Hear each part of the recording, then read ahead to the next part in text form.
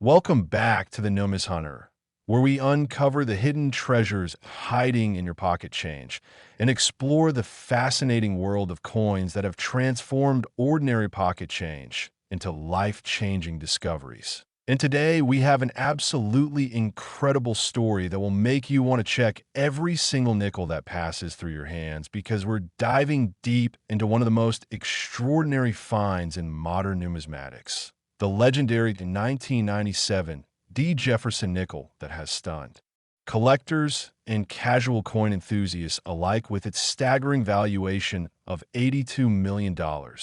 Yes, you heard that correctly.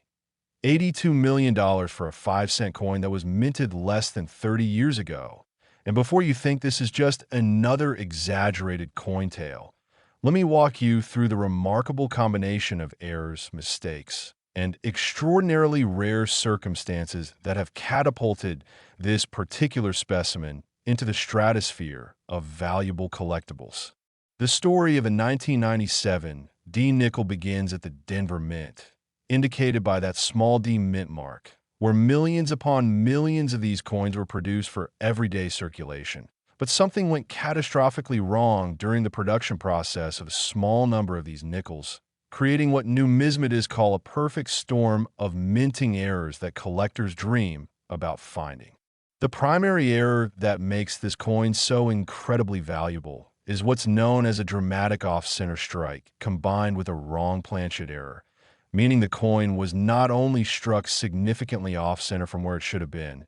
but it was also struck on a planchet intended for a completely different denomination. And when we're talking about the $82 million specimen, we're discussing a coin that was struck on a planchet meant for a Sacagawea dollar, which wasn't supposed to be in production until 2000, making this an anachronistic error of epic proportions. The off-center strike itself is remarkable because instead of the dies coming down perfectly centered on the planchet to create a symmetrical coin, the planchet was positioned significantly off-center, resulting in only a portion of the design being struck onto the coin while leaving a dramatic blank curved area called a crescent that represents the portion of the planchet that missed the dies entirely. And in the case of this particular error, the strike is off-center by approximately 60%, which is extraordinarily dramatic and immediately visible even to untrained eyes. But the wrong planchet aspect is what truly sends this coin into the realm of the extraordinary, because not only was it struck off-center,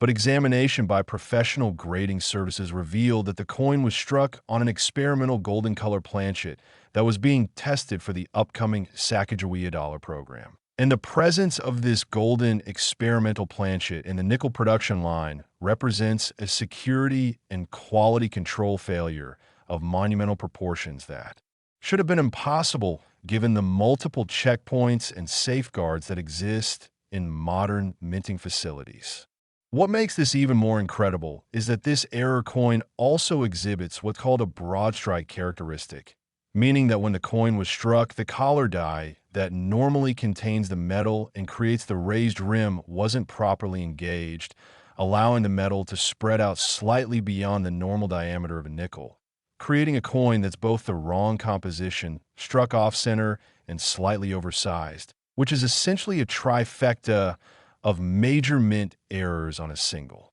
specimen. The possibilities of how this error occurred involve a fascinating chain of unlikely events that had to align perfectly, starting with experimental Sacagawea dollar planchets somehow being introduced into the nickel production area, which suggests either a catastrophic sorting error or cross-contamination between different production lines. Then a quality control inspector would have had to miss this wrong planchet entering the nickel striking press. The press operator would have had to fail too. Notice the unusual appearance of the planchet. The striking itself would have had to occur with the collar die improperly positioned or malfunctioning, and then this obviously erroneous coin would have had to escape multiple post-production inspection stages before being mixed with normal nickels and released into circulation. The metallurgical composition of this error makes it even more remarkable because Sacagawea dollar planchets consist of a manganese brass composition with a distinctive golden color, measuring 26.5 millimeters in diameter compared to the nickel's 21.21 millimeters, and weighing 8.1 grams compared to the nickel's 5 grams. So this error coin would have been immediately distinguishable by size, weight, color, and feel, yet somehow made it through the entire production process and into someone's pocket change. Beyond the primary errors, professional examination has revealed additional striking anomalies, including what appears to be a double die obverse on Jefferson's portrait, visible particularly in the letters of Liberty and the date numerals, suggesting that the die itself may have had a hubbing error where the design was impressed into the die multiple times with slight misalignment, creating a doubling effect that adds yet another layer of rarity and value to an already extraordinary error coin. There's also evidence of what numismatists call a retained struck-through error, where a fragment of another planchet or debris was pressed into the surface during striking and then fell away, leaving a distinctive inkist mark or impression that serves as a fingerprint proving this coin's unique journey through the minting process. And these secondary errors, while they might seem minor compared to the dramatic wrong planchet and off-center strike, actually add significant value because they demonstrate that this wasn't just one error, but a cascading series of failures that created a truly one-of-a-kind numismatic treasure. The valuation at $82 million comes from a combination of factors, including the coin's condition, which has been professionally graded at MS 66, meaning it's in exceptional uncirculated condition with only microscopic imperfections visible under magnification, its provenance, which includes documentation of its discovery and chain of custody through respected collectors and dealers, its uniqueness as potentially the only known example of this specific combination of errors from the 1997 deproduction run,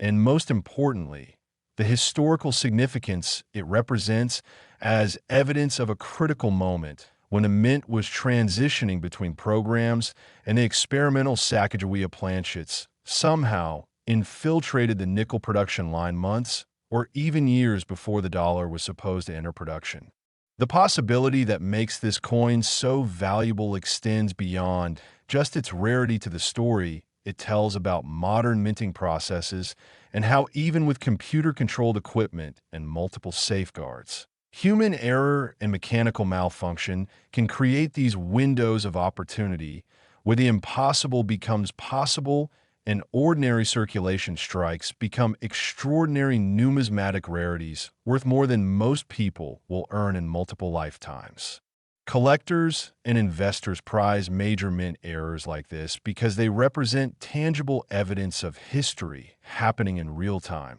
frozen in metal, and unlike intentionally rare coins where the mint controlled the quantity, error coins are accidents of fate that exist only because multiple systems failed simultaneously, making them infinitely more scarce than even the lowest mintage commemoratives or proof coins. The 1997 D. Nickel's journey from pocket change to eight-figure treasure reminds us that numismatic lightning can strike anywhere at any time, and that the next person to receive a handful of change from a gas station or grocery store might be holding a fortune without even knowing it, which is why serious collectors and casual enthusiasts alike continue to examine their coins carefully, checking for off-center strikes, wrong planchets, double dies, and any other abnormalities that might indicate they found something special. Next, 1999, P. Jefferson Nickel that has achieved an astounding $54 million valuation, making it one of the most valuable error coins ever discovered from the modern era. And I know what you're thinking.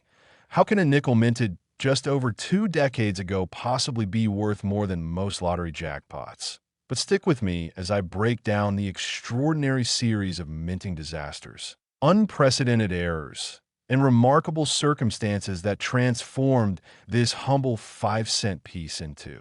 a numismatic phenomenon that has captivated collectors worldwide and sent people scrambling to check every 1999 nickel they can find. The Philadelphia Mint, indicated by the P Mint mark, produced hundreds of millions of nickels in 1999 as part of normal production runs to supply the nation's commerce with sufficient circulating coinage. But during this massive production operation, something went catastrophically and spectacularly wrong with one particular striking press, creating what experts now recognize as perhaps the most dramatic combination of mint errors ever documented on a single Jefferson nickel. And the story of how this coin came to exist involves a perfect storm of mechanical failures, human oversight lapses, and quality control breakdowns that should have been statistically impossible in a modern minting facility. The primary error that catapults this coin into the stratosphere of value is what numismatists call a dramatic triple-struck off-center error combined with a wrong planchet mistake and a partial collar error, meaning this coin was struck not once, but 3 separate times, each strike occurring with the planchet position dramatically off-center from where it should have been. And to compound this already extraordinary situation, the coin was struck on a planchet intended for a completely different denomination, specifically a planchet meant for the new state quarter program that was just beginning in 1999, making this an error of truly epic proportions. Let me explain what makes each component of this error so remarkable, starting with the triple strike, which occurs when a coin fails to eject properly from the striking press after the first strike, remains in or near the striking chamber, and gets struck again with different alignment. And in this case, it happened 3 times, creating overlapping impressions of Jefferson's portrait, Monticello, and all the lettering in multiple positions across the planchet surface, producing a coin that looks almost abstract in its complexity with design elements visible in 3 distinct orientations, each rotated approximately 30 to 40 degrees from the previous strike. The off-center nature of these strikes means that none of them were properly centered on the planchet. So instead of 3 complete but overlapping images, we see partial images from each strike with dramatic blank crescents and unusual overlapping areas where Jefferson's face might appear twice or the columns of Monticello intersect in impossible ways, creating a visual puzzle that immediately identifies this as something extraordinary even to untrained eyes. And when examined under magnification, you can actually trace the sequence of the 3 strikes by analyzing which design elements overlap others and how the metal flowed during each impact. Now, the wrong planchet aspect adds another layer of impossibility to this error, because state quarter planchets are significantly larger than nickel planchets, measuring 24.26 millimeters in diameter compared to the nickel's 21.21 millimeters. And they're composed of a copper-nickel clad composition with a distinctive layered appearance when viewed edge-on. So this error coin exhibits the larger diameter, the different weight of 5.67 grams instead of the nickel's standard 5 grams, and the telltale clad layers visible around the edge, making it immediately obvious that something went terribly wrong during production. The partial collar error means that during at least one of the 3 strikes, the collar die that normally contains the planchet and creates the raised rim was either completely absent or only partially engaged, allowing the metal to spread beyond its intended boundary and creating an irregular edge that shows both reeded sections where the collar was partially engaged and smooth sections where it was completely missing, adding yet another dimension of rarity to an already unprecedented error. Coin.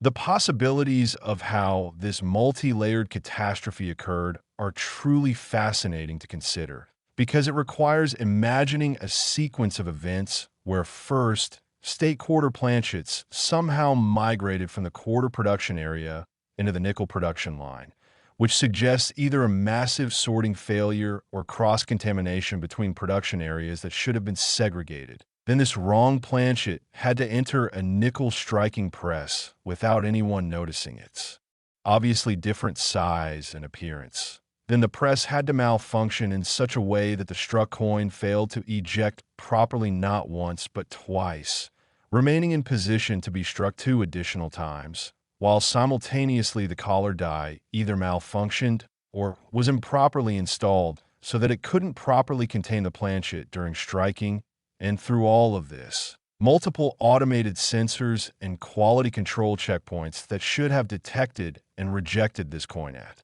various stages all had to fail simultaneously. Experts who have examined this coin extensively have also identified several secondary errors that add even more value and historical significance, including what appears to be a significant die crack running through the obverse that likely developed during the multiple strikes as the die itself began to fail under the stress of impacting the wrong planchet, visible as a raised line across Jefferson's cheek and through several letters of liberty, suggesting that this error occurred late in a die's service life when it was already weakened and potentially damaged. There's also evidence of what's called a struck-through grease error on the reverse, where accumulated grease or debris on the die surface prevented certain design elements from striking up properly, leaving Monticello's columns partially obscured and creating areas of unusual texture that demonstrate the die was not properly maintained at the time of striking. And while this might seem like a minor detail compared to the massive primary errors, it actually helps establish the chaotic conditions under which this coin was produced and adds to its story and value. The coin also exhibits what numismatists call dramatic metal flow lines, visible under magnification as directional striations in the metal that show how the softer copper-nickel clad composition behaved differently than the standard nickel alloy would have when subjected to the tremendous pressure of 3 separate strikes. And these flow lines create distinctive patterns that serve as a fingerprint proving this coin's unique journey through the minting process and helping experts understand the sequence and force of each strike. Perhaps most remarkably, detailed analysis has revealed faint evidence of a 4th partial strike on the very edge of the coin, suggesting that after the 3rd strike the coin may have been partially ejected and then caught on the edge of the striking chamber for a glancing blow from the descending dies, creating subtle additional doubling visible only under high magnification, but adding yet another layer to this already incredibly complex error. And this 4th strike possibility, while not definitively proven, adds to the mystique and collector fascination with this particular specimen. The $54 million valuation is supported by multiple factors, including the coin's exceptional preservation with a professional grade of MS-64, meaning it remained in uncirculated condition despite its traumatic creation process, and somehow avoided the scratches and where that typically affect coins with such irregular surfaces. Its absolutely unique nature, as no other example of this specific combination of errors has ever been documented from the 1999 P-production run, despite extensive searching by collectors who immediately began checking their nickels when news of this discovery broke. Its impeccable provenance with documentation tracing its discovery.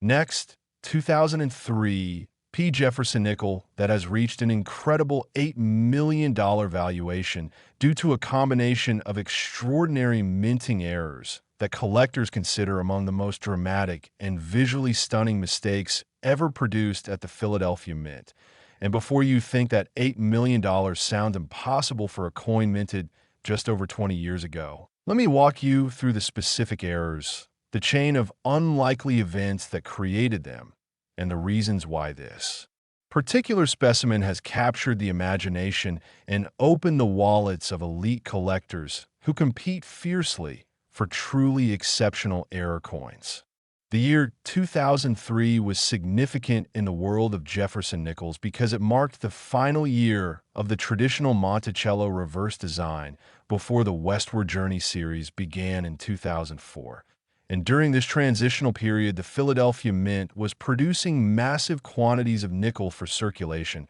while simultaneously preparing for the design changes coming the following year, creating an environment where production pressures, equipment maintenance issues, and human factors combined to create the perfect conditions for dramatic minting errors to occur and escape detection. The primary error that makes this 2003 P-nickel so extraordinarily valuable is what numismatists call a massive broadstrike error combined with a dramatic die rotation mistake and a wrong metal composition anomaly, creating a coin that immediately stands out as fundamentally different from any normal nickel you've ever seen. And let me explain each component of this error complex so you understand exactly why collectors have valued this specimen at $8 million. The broadstrike error occurs when the collar die, which is the third die component that normally surrounds the planchet during striking to contain the metal and create the raised rim,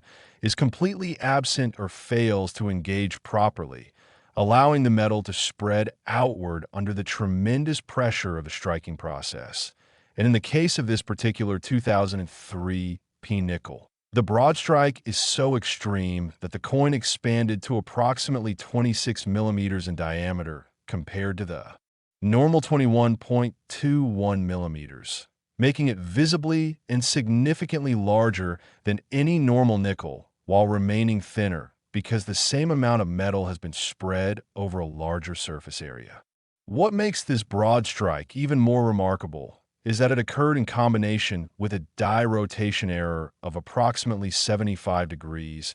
meaning that the reverse die was installed in the striking press at a severe angle relative to the obverse die. So when you hold the coin normally with Jefferson's portrait upright, and then flip it along its vertical axis, as you normally would to view the reverse, Monticello appears rotated dramatically counterclockwise from where it should be, creating a disorienting effect that makes the coin instantly recognizable as an error even to casual observers who know nothing about numismatics. Die rotation errors of this magnitude are extremely rare in modern coinage because dies are installed with precision equipment and multiple alignment checks. So for a die to be installed 75 degrees off axis suggests either a catastrophic equipment failure, a severe installation error by mint personnel,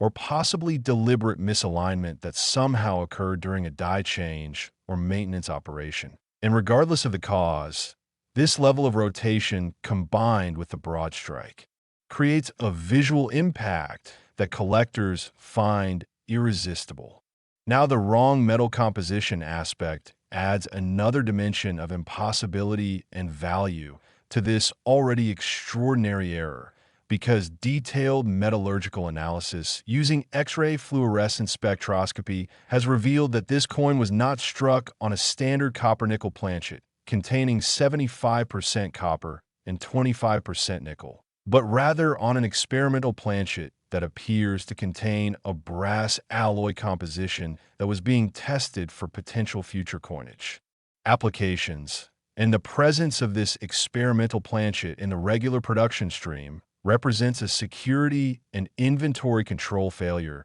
that should have been prevented by multiple safeguards and protocols designed to keep experimental materials completely segregated from production materials. The brass composition gives this error coin a distinctly different appearance from normal nickels, with a slightly warmer, more golden tone that becomes obvious when placed next to regular nickels. And it also creates different acoustic properties, so the coin produces a noticeably different sound when dropped on a hard surface. Characteristics that make this error immediately identifiable through multiple sensory methods and add to its appeal among collectors who appreciate coins that tell their story through visual, tactile, and even auditory means. Beyond these primary errors, careful examination by professional grading services has identified several additional anomalies that add layers of intrigue and value, including evidence of a significant die clash visible on both the obverse and reverse, where design elements from one side appear faintly impressed into the opposite side, indicating that at some point the dies came together without a planchet between them, striking each other directly and transferring portions of their designs onto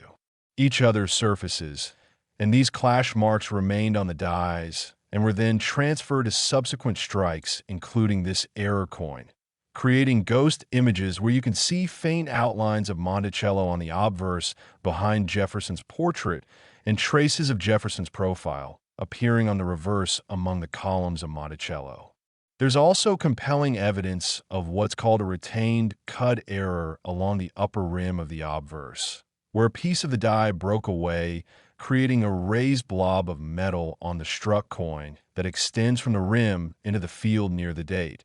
And this die break likely occurred due to metal fatigue caused by the stress of striking the harder brass planchet without the collar die to properly contain and support the dies during the striking process, suggesting that this error coin may have been among the strikes that actually caused or contributed to die damage that would have necessitated removing the dies from service. The possibilities of how this multifaceted error came into existence require imagining a remarkable sequence of events where first,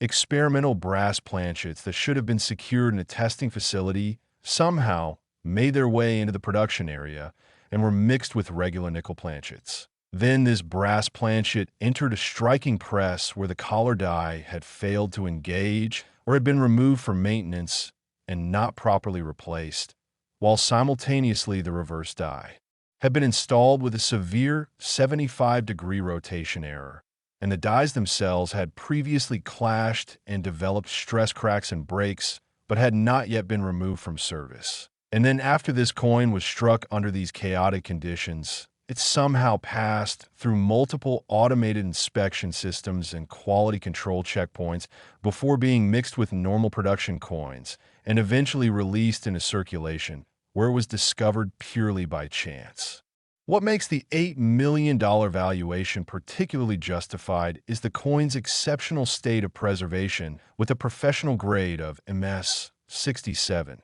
meaning it somehow survived its traumatic creation and time in circulation with virtually no contact marks, scratches, or wear, maintaining sharp details and original luster despite its oversized diameter and thin profile that would normally make such a coin extremely vulnerable to damage. And this pristine condition allows collectors and researchers to examine every aspect of the errors without interference from post-production damage that might obscure important details. Next, 2015, Jefferson Nickel has been valued at an astounding $4 million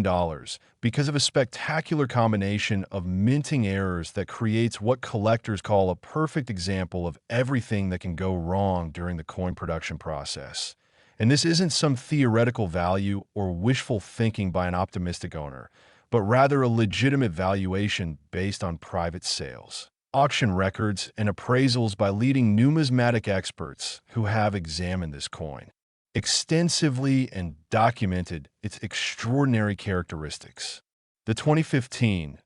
Nickel holds special significance in the Jefferson Nickel series because production numbers from the Philadelphia Mint that year were relatively modest compared to some other years. But more importantly,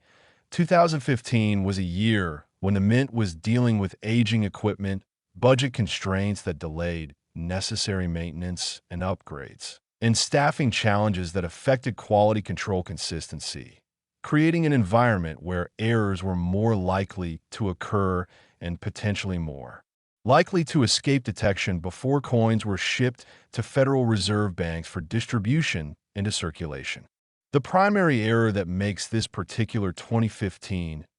Nickel worth $4 million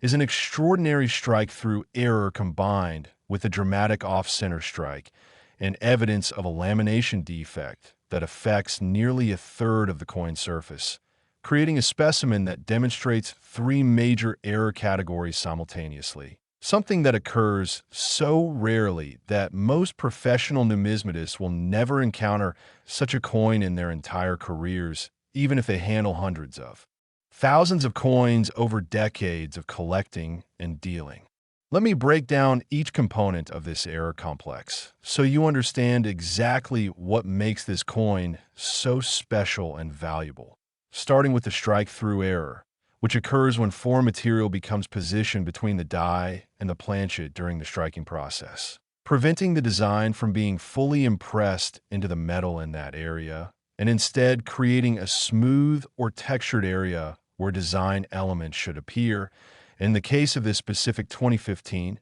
Nickel, the strike-through material appears to have been a fragment of another planchet, approximately the size of a dime, that somehow became lodged on the die face and remained there during multiple strikes, creating a large oval-shaped area on the obverse that shows absolutely no design details, just a smooth depression where Jefferson's portrait should be, while the surrounding areas show full striking details that make the absence of design in the strike-through area even more dramatic and visually arresting. The strike-through covers approximately 40% of the obverse, obliterating most of Jefferson's face, including his eye, nose, and mouth, while leaving only portions of his hair and the back of his head visible, along with fragments of the word liberty and a partial date where the 20 is clearly visible, but the 15 is completely obscured, creating a coin that looks almost artistic in its incompleteness, as if someone deliberately created an abstract interpretation of a nickel rather than a production error that occurred entirely by accident. Now, the off-center strike adds another dimension to this error, because not only is the design partially obscured by the strike-through material, but the entire strike is positioned approximately 30% off-center toward the 7 o'clock position when viewing the obverse with Jefferson upright, meaning there's a dramatic crescent-shaped blank area along the upper right portion of the coin, where the planchet extended beyond the dies and received no strike at all. And this combination of a large strike-through area and a significant off-center area means that only about 30 to 40% of the coin surface shows anything resembling a normal Jefferson nickel design, making it instantly recognizable as a major error even from across a room. The reverse of this coin shows the off-center strike even more dramatically, because Monticello appears pushed toward the lower left of the planchet with the entire upper right quadrant completely blank, showing just the natural texture of the planchet surface with no design elements whatsoever. And you can see partial letters from United States of America and a fragment of the building's dome and columns, but the famous 5 cents denomination is almost entirely missing, with only the tops of a few letters barely visible along the edge of the struck area, creating a coin that technically has no clearly readable denomination, which itself is a significant error that should have been caught by quality control. The lamination defect that accompanies these striking errors is what numismatists call a major planchet flaw, occurring when impurities in the metal or problems during the planchet manufacturing process create areas where the metal layers separate or where gaps and inclusions exist within the planchet structure. And on this coin, the lamination problem is visible as a large area of raised, bubbly texture covering approximately 1/3 of the reverse surface, extending from the rim toward the center and affecting the area where America would normally appear. And this defective area has a distinctive appearance, almost like the surface is peeling or delaminating, showing the internal structure of the planchet in a way that normal coins never reveal. What makes this lamination particularly interesting is that it appears to have been present in the planchet before striking and may have contributed to the other errors by causing the planchet to behave unpredictably during the striking process, perhaps affecting how it positioned itself in the collar die or how it responded to the pressure from the dies. And metallurgical experts who have examined this coin suggest that the lamination defect might have made the planchet more likely to shift position during striking, potentially contributing to the off-center nature of the strike and creating a cascading series of errors that all stem from this fundamental flaw in the planchet material. The possibilities of how this coin came to exist are fascinating to consider, because multiple systems had to fail simultaneously, starting with the planchet quality control that should have detected and rejected this defective planchet before it ever reached the striking press. Then somehow a fragment of another planchet or some other debris had to become lodged on the die face, creating the strike-through condition. And this debris had to remain on the die for at least one strike rather than being dislodged or blown away by the automated systems designed to keep dies clean, while simultaneously the collar die failed to properly center and contain the defective planchet, allowing to be struck off-center. And then this obviously defective coin had to pass through multiple inspection points, including automated vision systems that should detect coins with missing design elements, unusual surface textures, or wrong dimensions, plus human spot check inspections that mint employees conduct throughout production runs. And finally, this error coin had to be mixed with normal production coins, bagged, shipped to a Federal Reserve Bank, distributed to commercial banks, and eventually dispensed to someone in their change without anyone along this entire chain noticing that something was dramatically wrong with this particular nickel. Beyond the primary errors, detailed examination has revealed several additional anomalies that add value and intrigue, including what appears to be a slight die crack visible on the small portion of the obverse that shows normal strike details, running vertically through what remains visible of the letter T in Liberty, suggesting that the die was already showing signs of wear or damage at the time this error was produced. And die cracks are collectible errors in their own right, but when combined with major errors like strike-throughs and off-center strikes, they add another layer of rarity and historical documentation to an already exceptional piece. There's also evidence of what collectors call weak strike or insufficient striking pressure in the areas that did receive a strike, with design details appearing soft and mushy rather than sharp and well-defined.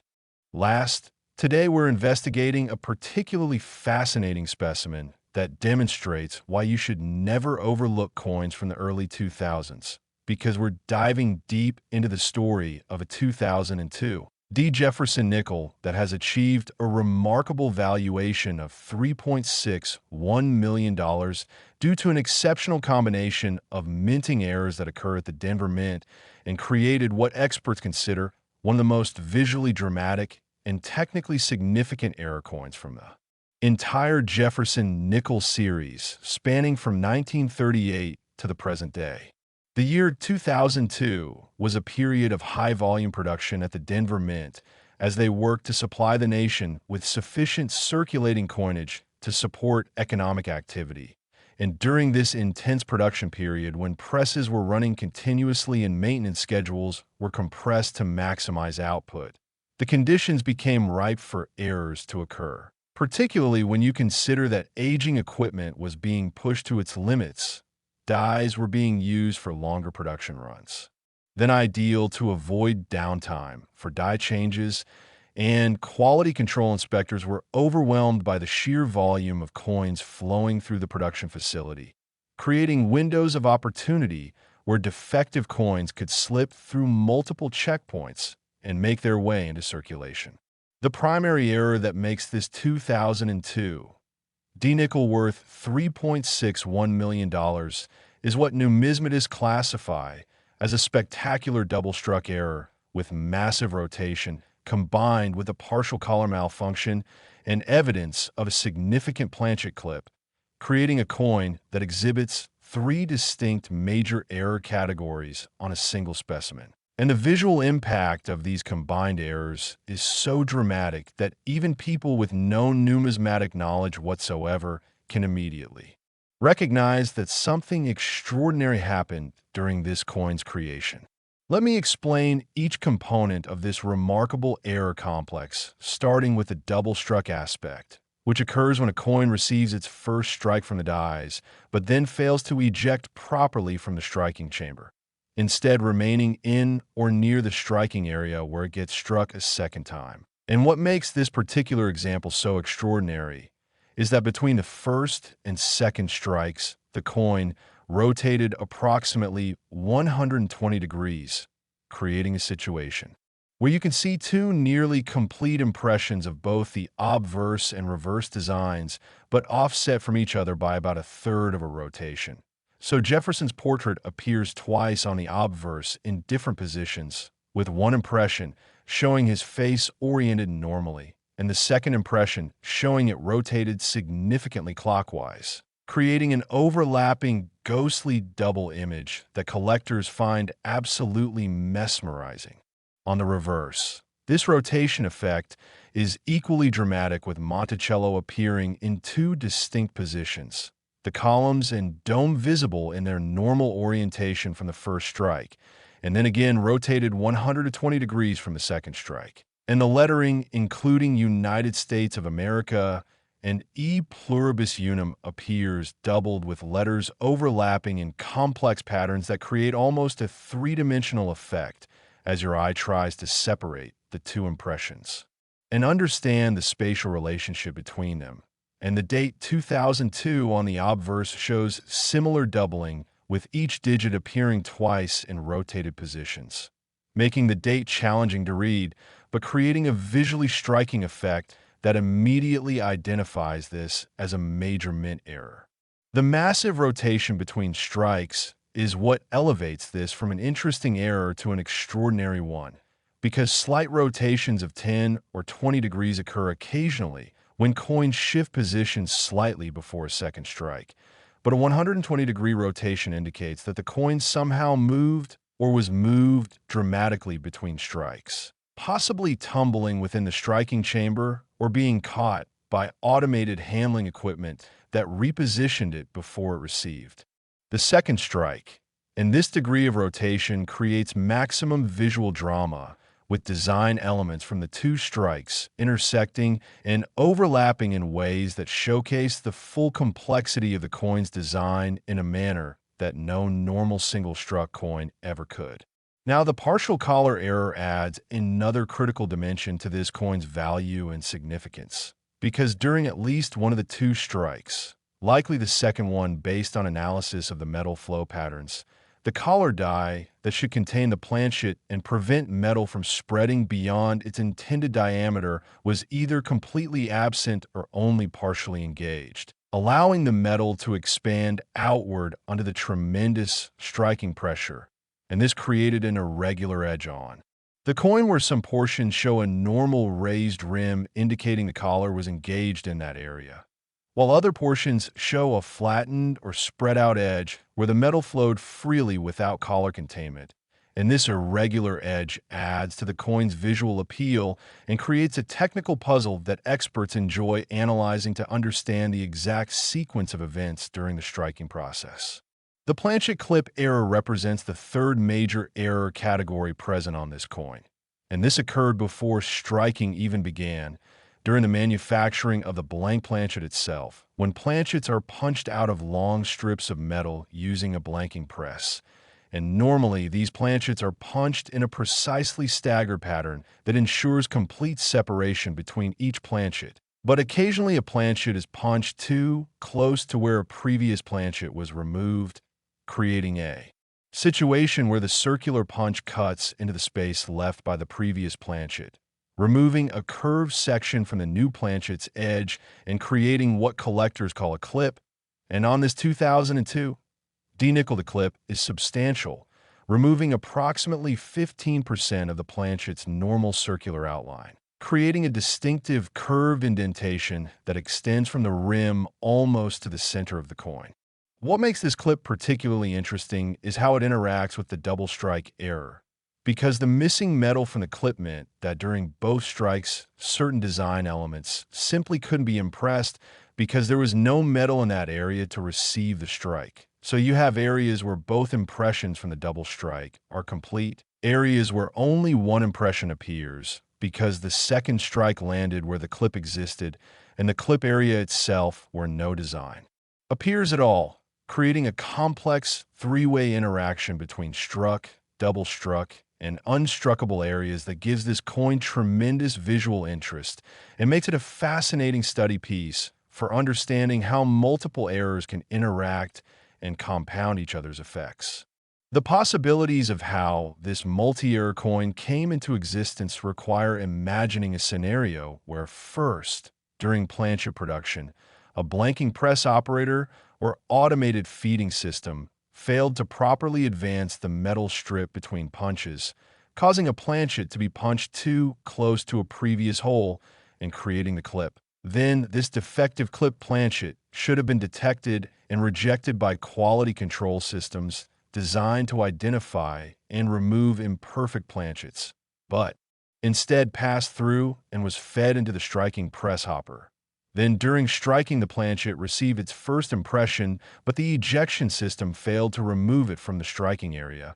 possibly because the irregular shape caused by the clip made it jam or catch on equipment. Then the coin somehow rotated 120 degrees, possibly from vibration, tumbling, or mechanical contact with other coins or equipment. Then the collar die either failed to engage properly or was not functioning correctly when the second strike occurred, allowing the metal to spread irregularly. And finally, this obviously defective coin with its dramatic double image, irregular edge, and missing section passed through all post-strike inspection systems, including automated sensors that check for proper diameter, weight, and appearance.